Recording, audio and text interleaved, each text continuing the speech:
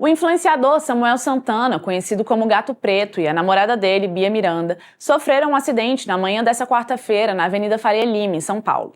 O veículo envolvido foi uma Porsche 911 Carrera conversível, avaliado em cerca de R$ 1 milhão.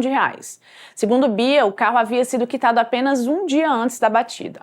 De acordo com a ocorrência, o Porsche avançou o sinal vermelho, atingiu um HB20 e colidiu em um poste, destruindo parte da dianteira do carro. O carro, fabricado em 2019, está registrado em nome de outra pessoa. Gato Preto chegou a ser detido e foi liberado em seguida.